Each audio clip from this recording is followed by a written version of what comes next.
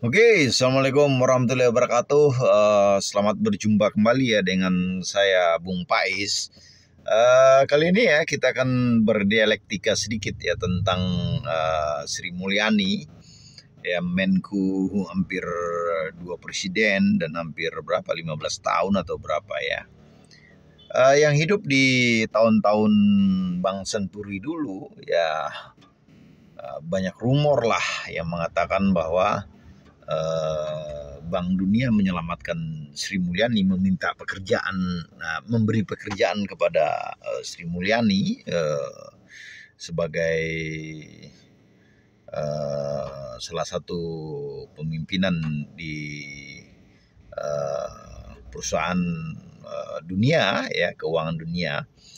Dan Prabowo cukup dan sangat berani ya untuk menggeser Sri Mulyani, karena memang strategi itu memang harus diterapkan oleh Sri Mulyani, dan kita tahu bahwa Prabowo itu diikat kakinya oleh rezim Jokowi ya. Dan kenapa saya bilang diikat kakinya atau dirangkul?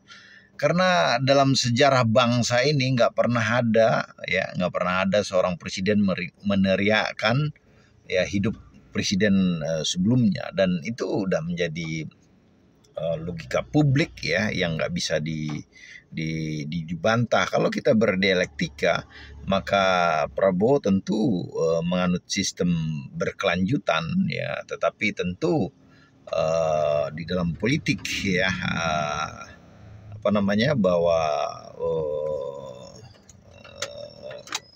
tidak ada teman abadi, yang ada hanyalah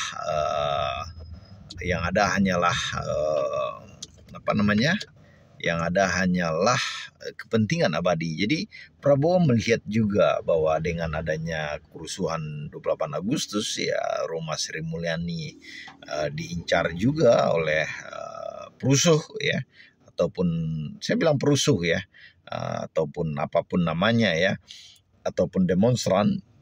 Itu menandakan bahwa terlepas itu manipulatif atau tidak ya, tapi itu menandakan bahwa Sri Mulyani adalah salah satu pejabat yang dibenci oleh publik. Karena kita tahu ya, Sri Mulyani kemampuan dia mengelola fiskal Indonesia ini hanyalah kemampuan untuk menaikkan pajak ya. Kalau nggak ada uang, pajak dinaikin, semuanya dinaikin. Jadi mencari uang salah satu adalah kemampuan Sri Mulyani adalah melalui pajak. Nah, sahabat-sahabat sekalian, enggak masalah sebenarnya pajak itu dinaikkan setinggi-tingginya, asal kalau yang koruptor tuh langsung digantung aja tuh, dipotong lehernya. Jadi terlepas itu kesesatan hakim yang memutuskan, tapi biarkan aja itu berlalu. Dan saya juga salah seorang yang nggak terlalu peduli dengan masalah itu, karena saya juga nggak masuk ke dalam dunia-dunia kepemimpinan atau dunia-dunia politik ya. Nah, sahabat-sahabat sekalian, sekali lagi bahwa dengan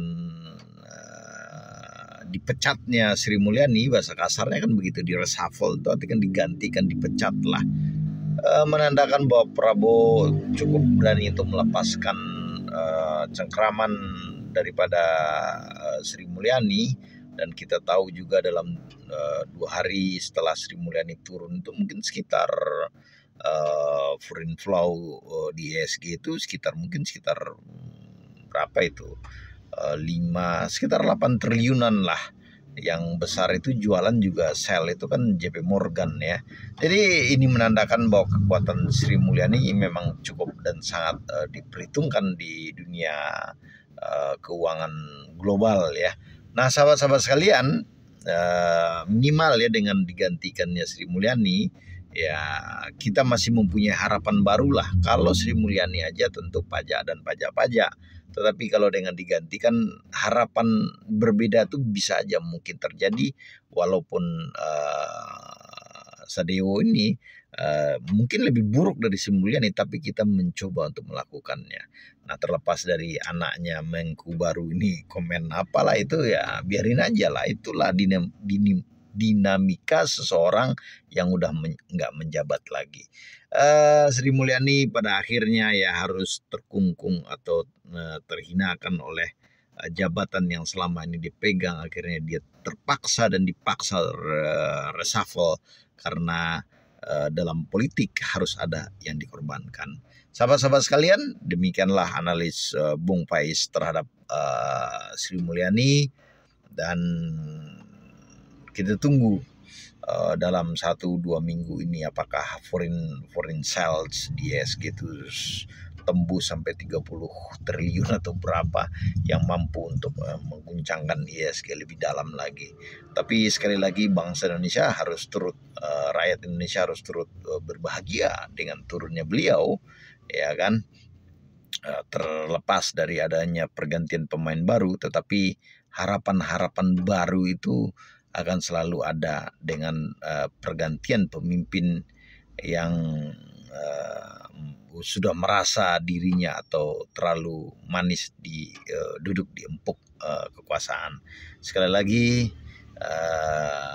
jika ada Riza Ramli, tentu saya sangat mengharapkan beliau menjadi Menku, atau Ihsan Nursi, atau siapa namanya itu satu lagi itu yang sering tuh muncul tuh, bagus juga tuh, ataupun anak didiknya Faisal Basri kalau ada. Tetapi sudahlah, mereka telah tiada, tapi bangsa ini harus terus bergerak. Dan sekali lagi, Prabowo harus jangan terlalu membebani pajak kepada rakyat, karena ekonomi yang tidak merata sekarang ini bahkan terpusat kepada beberapa kapitalis yang kita tahu tuh siapa pemain-pemainnya yang telah masuk juga ke dalam sendi-sendi kehidupan kecil kita, termasuk kapitalis marketplace, ya.